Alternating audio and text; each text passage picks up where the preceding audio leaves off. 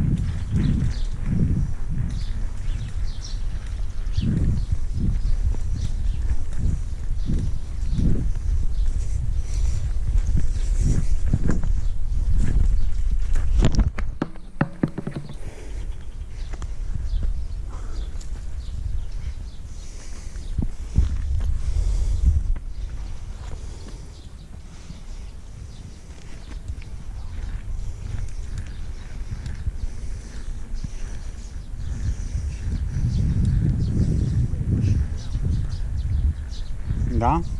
Nu mai este voie ziua pe aici? Dar v-am spus-o, da. N-am știut. Dar am pus sala, nu Dar se de vede. ce, de ce nu mai este voie aici? Fiindcă sunt spectacole aici, n-are voie să mai vină nimeni, să face deratizare sau ce se face. Păi sunt doar seara. Dar îmi dați și mie voie să dau un tur, așa că voiam să filmez zona unde s-a făcut frumos acolo, că nu se știe cât rezistă. Am trecut special pe aici ca să pot să prind în Eu film. de ce sunt aici? Zona anfiteatrului, nu...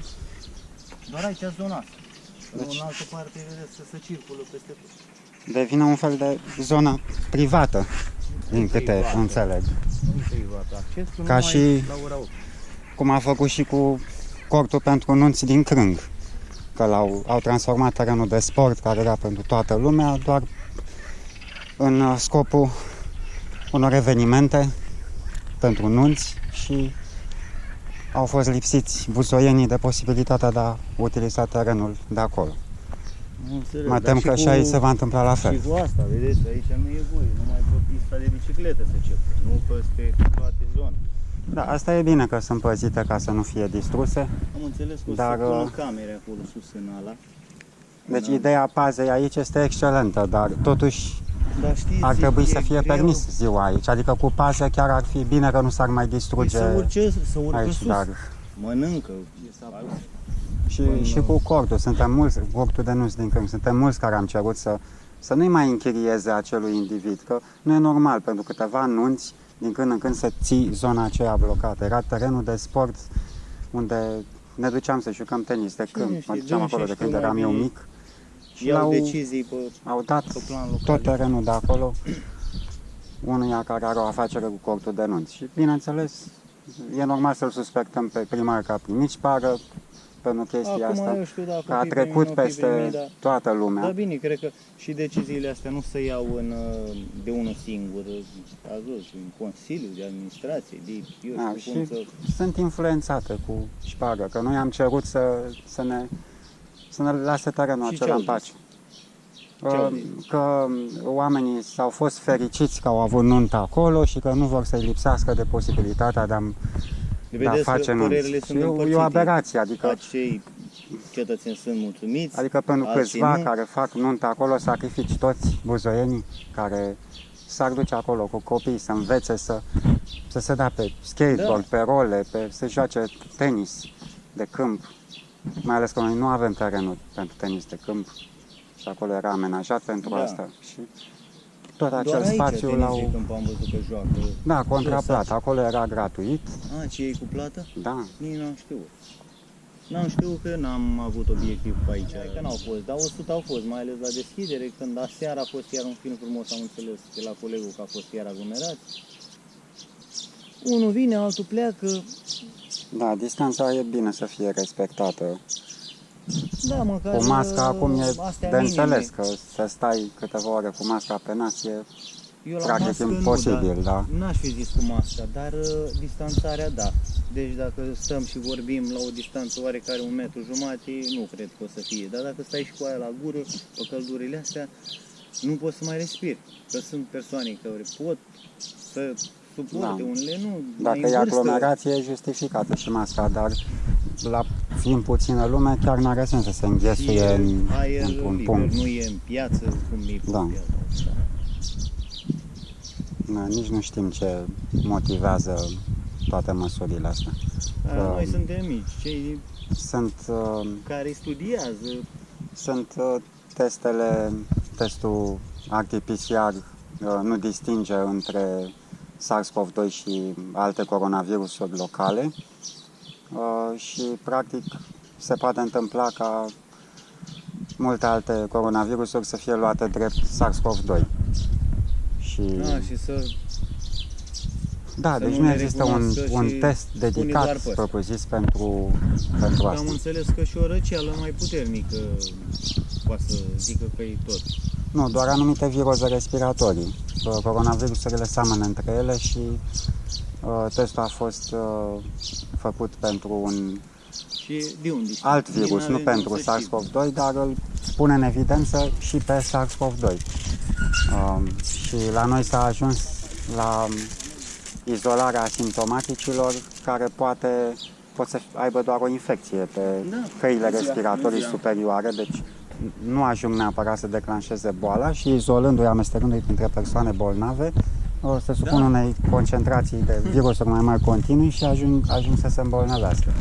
Și la noi s-a ajuns la un număr aberant de bolnavi față de alte țări și Păi de în ce sunt, cauză, dacă e- sunt specialiști care consideră că datorită obsesiei de a pune împreună persoane presupus bolnave cu persoane bolnave și practic sunt îmbolnăviți. Oricum, sunt destule teorii, însă sunt șubre de toate. Deci chiar și teoria oficială susținută de guvern este foarte șubredă și este combătută de laureații ai premiului Nobel, de specialiști, de cercetători în și virusologie. Deci măsurile concluziile altor care sunt mai deștepți. se tem că dacă procedează altfel ar putea fi mai grav și consideră că sunt justificate măsurile astea, dar au de partea lor doar o parte dintre specialiști. Deci nu sunt susținuți de către toți Și mass specialiștii. media sunt împărțiți, unul așa, nici populația nu mai știe ce să mai creadă, nici în teorie la altul, nici la... Da, e un virus mai grav decât altele, poate nu mai grav decât epidemiile de viroze respiratorii care apar la 10-20 de ani mai grave și produc o mortalitate ridicată. Deci, Ăsta chiar că a produs ceva. da, totuși nu mai mult decât a fost în preajma anului 2000. A fost o viroză respiratorie care la fel a produs foarte multe victime, mai multe decât acum. Mai multe ca în 2000? Da. Dar În fiecare an sunt, ăsta? dar cam, deci odată la 10-20 de ani apare câte o explozie de viroze respiratorii mai Dar cine le dă și periculoase. pe astea? Poate sunt provocate și astea. Apar în general natural. Asta care acum nu știm dacă e naturală sau nu, poate fi și un atac biologic.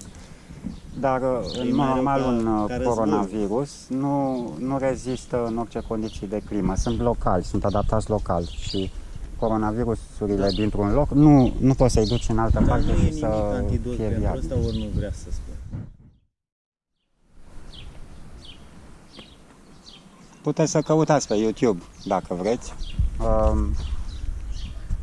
Căutați monociclu, Monociclu, atât. așa, și găsiți. V-a fost greu să prima dată cu... Da, în 2017 am învățat, De atunci deci am aproape 3 ani. e greu nu mai de să mergi pe... Da, încă mă consider începător după 3 ani. Ați mai luat și căzături? Am luat, da, nu multe, dar am mai luat. O zi bună! Mulțumesc la fel, sănătate!